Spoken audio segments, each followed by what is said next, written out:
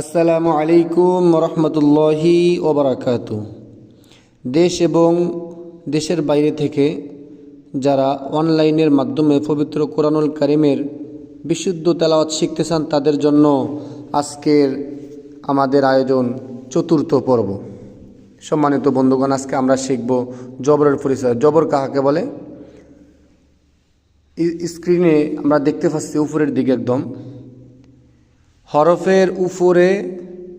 হরফের উপরের কোনাকুনি টান চিহ্নকে জবর বলে। সম্মানিত বন্ধুগণ, আবার বলছি, হরফের উপরের কোনাকুনি টান চিহ্নকে জবর বলে।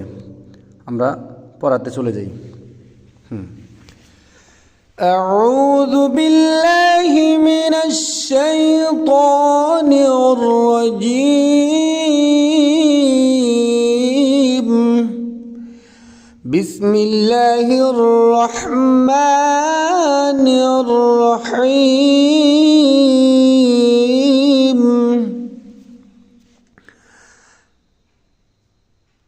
হামজা জবর আ।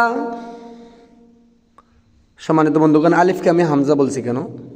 আমরা এখানে যে হরফটি দেখতে পাচ্ছি এটাকে আমরা আলিফ নামে চিনি, কিন্তু যখন এই হরফটির উপরে জবর অথবা জের অথবা পেশ অথবা জজম হবে, জবর জের পেশ জজম হইলে ওই আলিফকে হামজা বলে।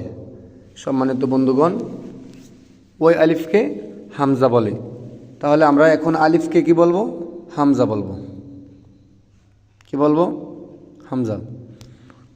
হামজা জবর আ, বা জবর বা, তা জবর তা, সা জবর সা, নরম করে বলতে হবে। জিম জবর জা, হা জবর হা, খ জবর খ, দাল জবর দা, জাল জবর জা, র জবর র,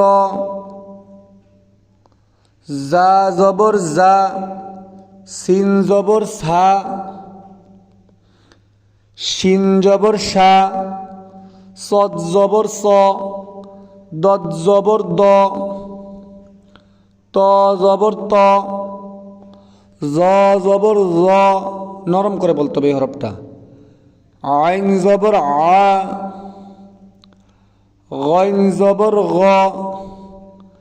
ফা জবর ফা, কব জবর ক, কাব জবর কা, লাম জবর